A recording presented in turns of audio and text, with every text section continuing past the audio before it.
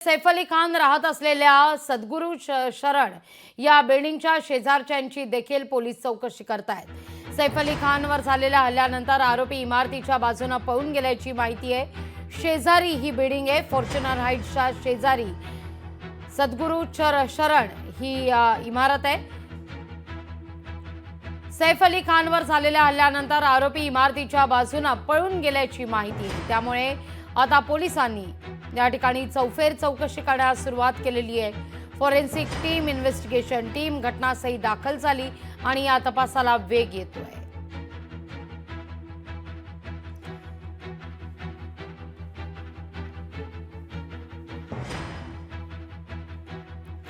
सैफ अली खानच्या निवासस्थानी अद्यापही इन्व्हेस्टिगेशन हे सुरूच आहे। पोलिसांकडून चौफेर चौकशी केली जाते। या सगळ्या विषयी अधिक माहिती घेण्याकरता आपले प्रतिनिधी मनीष गांगुर्डे सध्या सैफ अली खानच्या निवासस्थानाबाहेर थेट जाते मनीषकडे। मनीष, फॉरेन्सिक टीम त्या ठिकाणी पोहोचलेली आहे, तपास केला जातोय, प्रसार माध्यमांची सुद्धा त्या परिसरामध्ये गर्दी आहे। किती फॉरेन्सिक टीमचे अधिकारी आहेत या सगळ्या संदर्भात संध्याकाळी उशिरा काही माहिती दिली जाणार आहे का? दिवसभर तपासांती काय हाती आले या संदर्भात? नक्कीच राजे मॅडम, आपण बघतोय की ज्या पद्धतीने हा हल्ला झाल्याच्या नंतर पोलिसांनी आपली सूत्र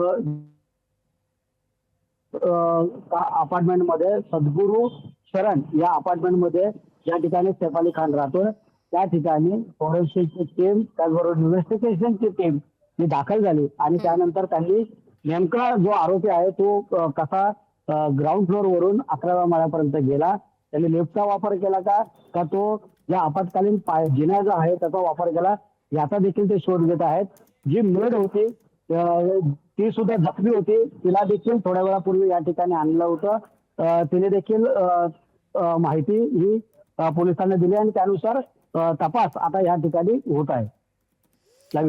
अगदी या सगळ्या संदर्भात रात्री उशिरापर्यंत काही माहिती दिली जाणार आहे का प्रसार माध्यमांना? कारण ज्या ठिकाणी सैफ अली खान राहतो त्या इमारती बरोबरच शेजारच्यांची सुद्धा चौकशी होते। आतापर्यंत किती शेजारच्यांची चौकशी झालेली आहे? काही माहिती मिळालेली आहे का? सीसीटीव्ही फुटेज काही समोर येत आहे का? सध्या सीसीटीव्ही फुटेज देखील तपासले जात आहेत, पण जे सीसीटीव्ही फुटेज आहेत त्यामध्ये आरोपी हा एका ठिकाणी तो दिसून आला आहे। ज्यावेळेस तो जात होता त्यावेळेस तो मागच्या बाजूने जो शेजारी असलेला जो बंगला आहे त्या ठिकाणातून निघून गेला असं माहिती आपल्यापर्यंत मिळालेली आहे।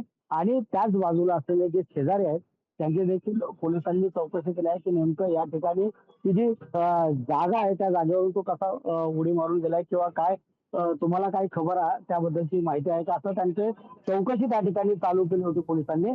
आणि हीच जी महत्वाची खबर या ठिकाणी आपल्या हाती लागलेली आहे। अगदी धन्यवाद तुम्ही दिलेल्या एकूणच या माहिती करता। लोकशाही मराठी ऐका, पहा, जागरूक रहा।